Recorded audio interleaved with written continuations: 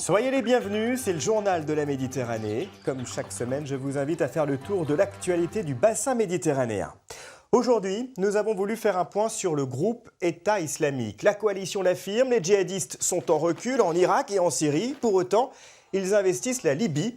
Nous ferons le point avec notre invitée, Myriam Benrad, est spécialiste du monde arabe. Nous nous rendrons ensuite en Corse pour tenter de comprendre l'origine des tensions entre les communautés. Des tensions exacerbées après le guet-apens qui a fait plusieurs blessés parmi les secouristes la nuit de Noël. Nous rendrons également un hommage à l'un des grands maîtres du cinéma italien. Ettore Scola est décédé à l'âge de 84 ans à Rome. Pour commencer ce magazine, nous avons donc choisi de nous intéresser à une réalité, le recul des djihadistes en Syrie et en Irak. Les ministres de la Défense des 7 pays les plus engagés dans la campagne aérienne de la coalition, à savoir les États-Unis, la France, l'Australie, la Grande-Bretagne, l'Allemagne, l'Italie et les Pays-Bas, se sont félicités d'avoir fait reculer l'État islamique sur le terrain. La coalition aurait repris 20 à 30% des territoires occupés par les membres de Daesh. Désormais, l'objectif affiché est de détruire les centres de pouvoir de l'EI à Raqqa et à Mossoul. Les sites de production de pétrole sont également ciblés. Pour cause, ils sont l'une des principales sources de revenus de l'EI. En Syrie, Arnaud Comte, Stéphane Guimau. Le village de Hol a été libéré après 10 jours d'intenses combats. Et avec l'appui des bombardements américains, encore bien visibles. 3000 Syriens vivaient ici avant la guerre. Plus aucun aujourd'hui. Seuls sont présents ces quelques soldats kurdes, fiers d'avoir ravi ces rues à Daesh il y a 2 mois. Ici, c'était le tribunal islamique, où ils prononçaient les peines de décapitation. Les hommes du groupe État islamique ont agi ici comme des bourreaux. Et pour nous en convaincre, ces combattants kurdes nous emmènent à l'écart du village. Ça, c'était la prison de Daesh. Des villageois étaient détenus ici, mais aussi des femmes. Car ils organisaient devant là un marché d'esclaves sexuels. Une femme était vendue pour 150 €. Et quand quelqu'un essayait de s'échapper, il lui coupait la tête. Des cellules d'à peine 1 mètre carré, creusées 2 mètres sous terre. À Hol, les forces kurdes ont gagné une bataille stratégique. Vous entendez? C'est les avions de la coalition qui nous ont aidés. Mais elles ont surtout mis la main sur le trésor de guerre de leur ennemi. Ces puits de pétrole, ils avaient été saisis par Daesh. On les a récupérés. Vous entendez? C'est le bruit du gaz. Là, j'ai ouvert la vanne.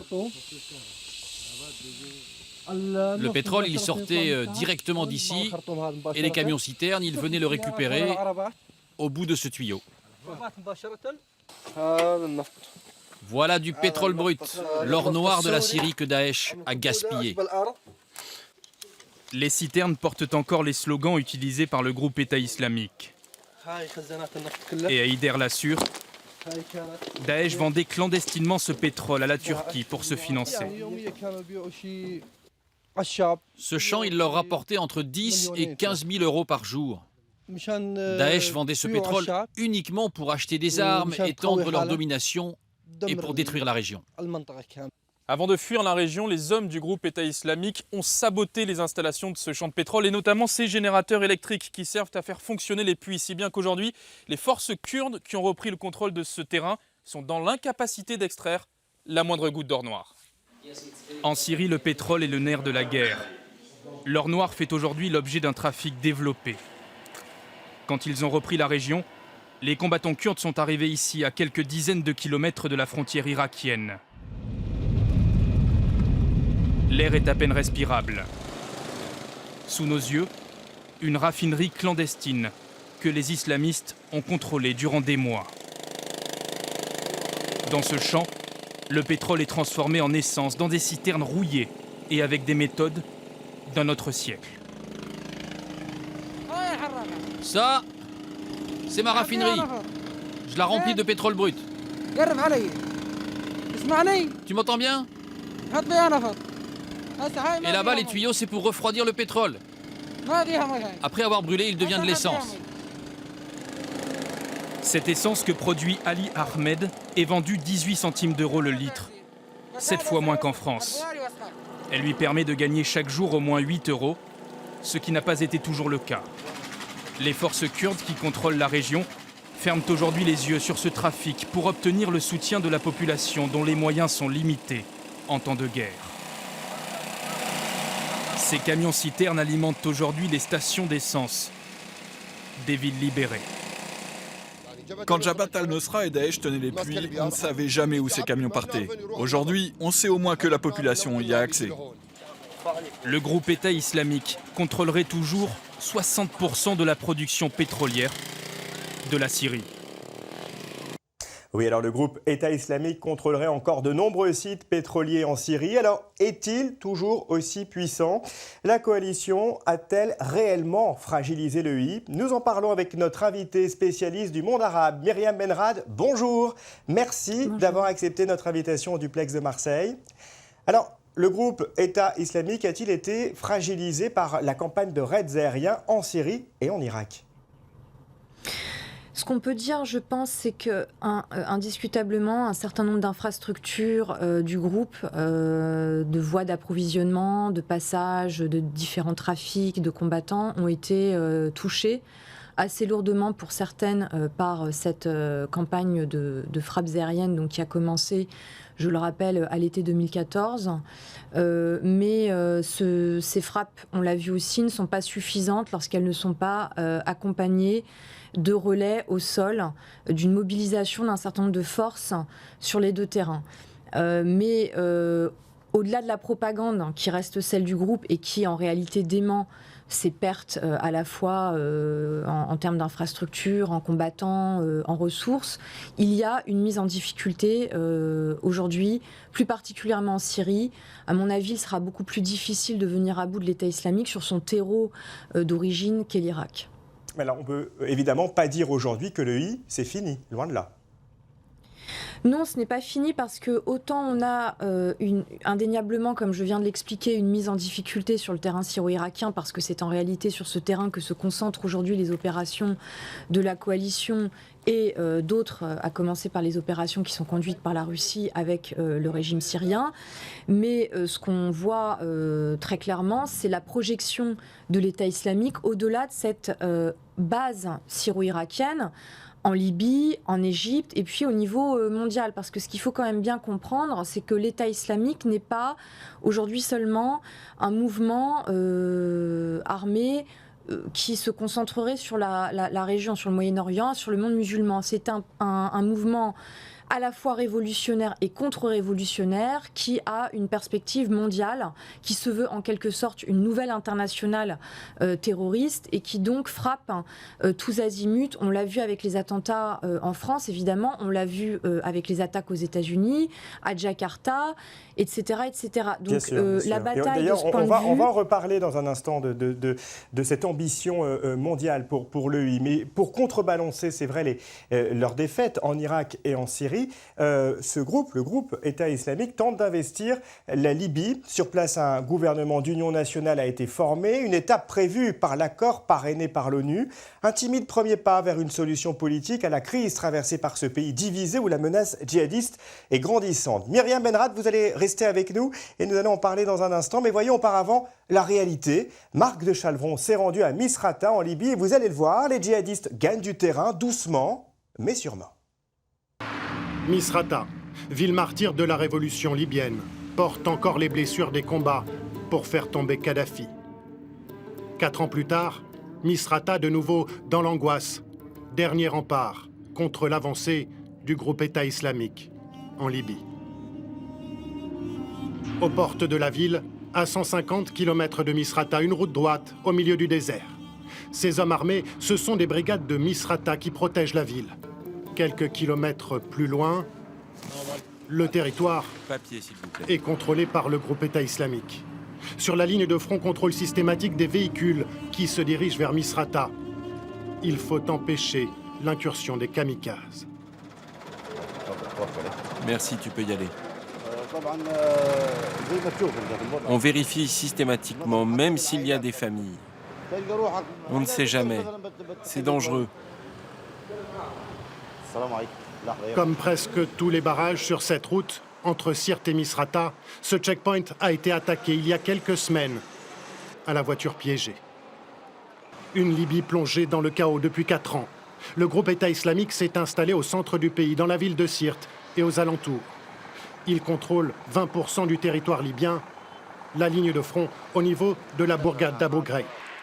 Au bout de cette route, à 134 km seulement, la ville de Sirte contrôlée d'une main de fer par le groupe État islamique. Impossible pour nous d'aller au-delà de ce point. Sirte, ville coupée du monde, seuls quelques habitants de la ville font encore le va-et-vient pour se ravitailler. On peut trouver des choses à Sirte, mais tout est très cher au marché noir. L'essence est hors de prix. Les gens sont pauvres et ne peuvent rien acheter. Sirte est devenu un État à part, coupé du monde. Le groupe État islamique, seul aux commandes de Sirte depuis juillet dernier. Entre 1500 et 3000 combattants. Sur ces images de propagande, on voit le drapeau djihadiste flotter sur la ville. Il ne resterait plus que 15 000 habitants à Sirte, contre 70 000 l'année dernière. Beaucoup ont trouvé refuge ici à Misrata. Ces hommes viennent chercher leur ration alimentaire. Ahmed a accepté de parler à condition de rester anonyme. Réfugié à Misrata avec sa famille, il décrit sa ville de Sirte transformée sous la coupe, dit-il, de combattants étrangers. Ils viennent de Tunisie, du Yémen, de la Syrie, d'Irak. Ils font des rondes de la ville, surtout aux heures de prière. S'ils voient un commerçant qui n'a pas fermé pour aller à la mosquée, ils lui ferment sa boutique définitivement. Ils le punissent de coups de fouet ou d'autres tortures. La sœur d'Ahmed préfère témoigner derrière son voile. Elle était enseignante à Sirte. Ils ont interdit d'enseigner l'anglais et l'éducation civique. Certains enseignants sont partis, mais ceux qui ont eu peur sont restés. Ils ont arrêté des enseignants, ils les ont amenés à la mosquée et les ont forcés à se repentir. Misrata résiste face au groupe État islamique. Misrata également frappé régulièrement. Un attentat kamikaze a fait plus de 50 morts dans cette caserne de police. L'un des attentats les plus sanglants de l'histoire de la Libye. Alors Miriam Benrad, on vient de le voir à l'instant dans ce sujet, la Libye est clairement dans la ligne de mire du groupe État islamique. Quel est l'objectif de Daesh en visant la Libye ? On reste dans la perspective qui est celle du groupe ailleurs, c'est-à-dire la conquête du pouvoir par la terreur. Ce qu'ils font, on le voit clairement en Libye. Sur ce terrain spécifique, ils bénéficient aussi du ressentiment des anciens du régime de Kadhafi. On le voit avec l'implantation notamment à Sirte, ce qui est d'ailleurs très semblable à ce qui s'est produit en Irak, avec le ralliement à l'État islamique d'un certain nombre d'anciens cadres, d'anciens hauts gradés, d'anciens officiers du régime bassiste. On a à peu près le même schéma en Libye où, de ce point de vue, il rejette à la fois le gouvernement de Tripoli et le gouvernement de Tobrouk. Donc il se place comme une troisième voie et ça plaît de plus en plus à une certaine frange de la population libyenne dans la mesure où le processus politique et la tentative onusienne de réconciliation des parties diverses a échoué. Mais alors, est-ce qu'on pourrait imaginer que Daesh puisse viser ensuite la Tunisie, l'Algérie ? Oui, c'est leur but. En Tunisie, ça a déjà été le cas avec les attentats qui ont été signés par l'État islamique. Et puis surtout, dans les derniers jours, l'État islamique a produit et diffusé 2 vidéos qui, à mon sens, sont très importantes. Une qui appelle les musulmans au Maghreb à rejoindre le groupe. Donc il y a très clairement un objectif aujourd'hui sur le Maghreb. Et puis cette vidéo met en scène les régimes au Maghreb qui sont de la même manière que l'Arabie Saoudite et d'autres décrits comme corrompus et qu'il faut mettre à bas. Et il y a une autre vidéo qui montre l'implantation de l'État islamique en Algérie. Donc c'est bien ce que je disais, on a à la fois une perspective régionale de conquête du monde musulman, ou plutôt de reconquête selon leur idéologie, et puis au-delà, la terreur sur un plan plus global, comme mode de parachèvement de leur projet totalitaire, parce que c'est ce que c'est. Et alors face à cette réalité, face à ce fléau, la communauté internationale est-elle à la hauteur selon vous ? Je ne pense pas, pour plusieurs raisons. D'une part parce que la campagne militaire, si elle est nécessaire, ne suffira pas. Je crois que la bataille doit se livrer sur le plan des idées.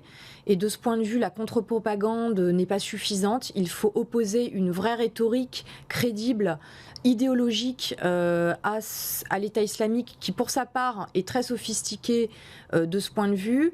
Il faut par ailleurs réfléchir au structurel. Qu'est-ce qui a donné naissance à l'État islamique? Qu'est-ce qui fait que l'État islamique est résilient? Et à ce titre, on a aussi la question plus en profondeur des réformes sociopolitiques, des réformes économiques dans la région, mais aussi dans nos sociétés. Parce qu'à mon avis, il faut s'interroger beaucoup plus sérieusement sur les raisons qui poussent un certain nombre aujourd'hui d'Occidentaux à rejoindre les rangs de ce mouvement. Donc je crois qu'on est face en fait à ce que beaucoup ne veulent pas accepter comme étant un bouleversement mondial qui va bien au-delà du Moyen-Orient et bien au-delà des questions habituelles qu'on a souvent posées. Myriam Benrad, dernière question rapidement. Pour revenir à la Libye, depuis la chute de Kadhafi, les gouvernements se sont succédés sans résultat aujourd'hui. Quel peut être l'avenir politique de la Libye ? C'est très difficile aujourd'hui à anticiper parce qu'on a un morcellement, une fragmentation très avancée en Libye qui est encore une fois très semblable à ce qu'on observe en Irak, en Syrie et ailleurs. En tout cas, ce qui est sûr, c'est qu'il y a une impasse aujourd'hui, qu'il n'y a pas de processus de réconciliation, qu'il y a des autorités qui se disputent la légitimité. Et comme je l'ai dit, l'État islamique bénéficie de cette situation chaotique, de cette hyper-fragmentation, de cette déperdition du politique et de la légitimité pour gagner les cœurs et les esprits. Et c'est exactement la stratégie qui a été celle du groupe ailleurs, à commencer par l'Irak et la Syrie. Myriam Benrad, merci de nous avoir éclairés. Merci à vous. Voilà, je rappelle que vous êtes l'auteur de 2 ouvrages parus récemment, Irak, la revanche de l'histoire aux éditions Vendémiaire et Irak de Babylone à l'État islamique chez Cavalier Bleu. Et si vous souhaitez revoir cet entretien ou l'intégralité de ce magazine, je vous invite à vous rendre sur la page Le Journal de la Méditerranée sur Facebook. Revenons en France, partons en Corse. L'île est encore sous le choc après la nuit de Noël. Cette nuit, durant laquelle un guet-apens a été tendu à des secouristes dans le quartier sensible des Jardins de l'Empereur. Bilan, 2 blessés parmi les pompiers, 1 parmi les policiers. Sur le front de l'enquête, des mises en examen ont d'ores et déjà eu lieu. En réaction à ces incidents, plusieurs personnes sont alors descendues dans les rues en scandant des slogans clairement racistes. Un mois après, nous avons voulu en savoir plus. Comment en est-on arrivé là? Comment a-t-on vécu ces événements dans le quartier de l'Empereur? C'est le dossier de ce magazine. Il est signé Stéphanie Loeb, Yannick Lécuyer.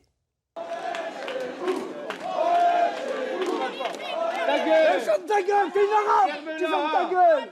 Je m'en bats les couilles, tu es une arabe, tu fermes ta gueule! Arabes dehors, on va vous tuer. À la fin du mois dernier, la haine et le racisme déferlaient sur les Jardins de l'Empereur, ce quartier populaire à l'ouest d'Ajaccio, dont plus de la moitié de la population est issue de l'immigration. Des habitants aujourd'hui traumatisés qui vivent la peur au ventre. Voilà, c'est la vitre qui a été cassée le jour samedi, le samedi 26, pardon. Voilà, malheureusement. Il y avait également des bombes agricoles qui avaient été lancées ici. Cette infirmière vit depuis 33 ans au Jardin de l'Empereur. Les violences commises dans son quartier l'ont bouleversée. On a des enfants en bas âge. Ils sont encore effrayés jusqu'à aujourd'hui parce qu'ils ont entendu le bruit, le vacarme qu'ils ont fait ici chez nous, justement dans le hall. Et on a une peur, c'était qu'ils rentrent dans les appartements. Malika, elle, était en vacances dans son pays d'origine, la Tunisie, lors des événements. Aujourd'hui, cette femme de ménage est rentrée au quartier avec le sentiment que rien ne sera plus comme avant. Je ne me sens plus en sécurité, ni moi ni mes filles. Ça n'a jamais été comme ça. Ça fait 28 ans que je suis en Corse. J'ai jamais vu ça. Et là, c'est vraiment, je pense tous les jours et toutes les nuits. Je pense à tout ce qui s'est passé. Et ça m'a fait vraiment mal au cœur. Parce que je croyais que nous, les immigrés, on fait partie de la Corse. Elle va au collège, ma fille. Et pendant les vacances, elle n'a pas mis le nez dehors.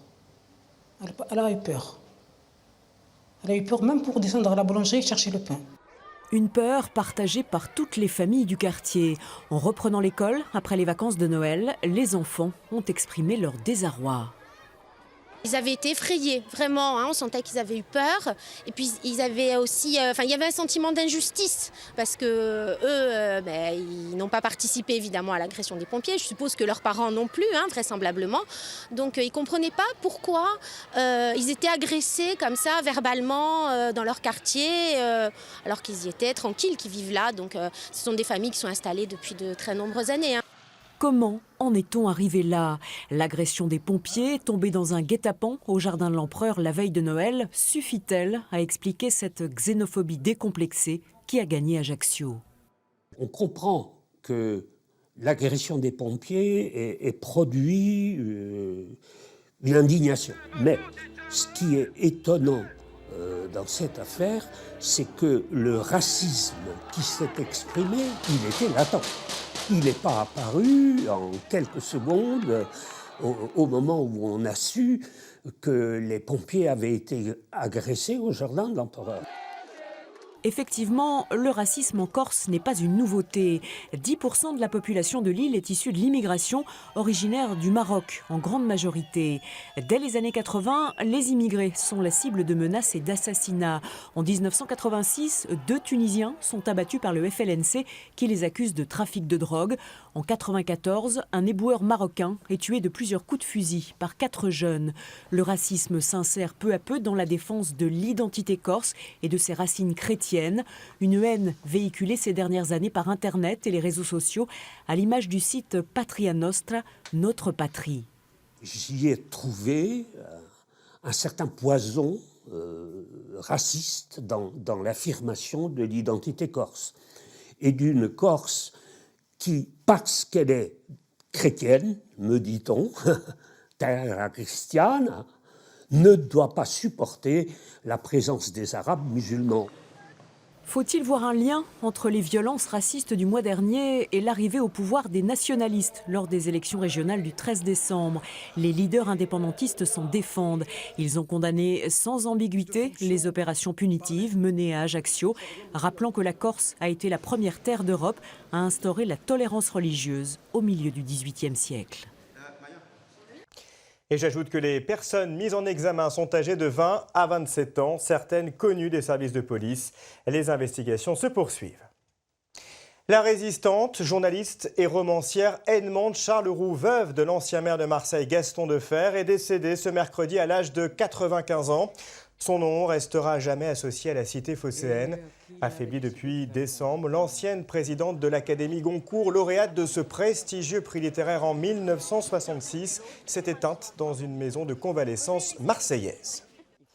L'Italie rend de son côté hommage au réalisateur Ettore Scola, le dernier grand maître du cinéma italien à qui l'on doit des chefs-d'œuvre comme Une journée particulière ou Nous nous sommes tant aimés, est mort à Rome à l'âge de 84 ans. Nicolas Lemarinier, Alexis Usan. C'est l'un des maîtres de la comédie à l'italienne qui nous a quittés. En 50 ans de cinéma, Ettore Scola a dressé avec humour et sensibilité le portrait d'une Italie qui lui rend hommage aujourd'hui. C'était un grand artiste, un grand réalisateur, un poète même. Il nous manquera. On va sentir ce manque. En 1974, Ettore Scola connaît le succès avec Nous nous sommes tant aimés. Gian! Antonio! Gianni Perrego, mais qu'est-ce que tu fais à Rome? L'histoire raconte sur 30 ans l'amitié et l'éloignement de 3 résistants italiens après-guerre. Je trouve aussi dans sa peinture des personnages une humanité et une tendresse absolument formidable. En fait, Ettore Scola aimait les êtres. 2 ans plus tard, il triomphe à nouveau avec Affreux, sale et méchant, le portrait drôle et cruel d'une famille pauvre à Rome.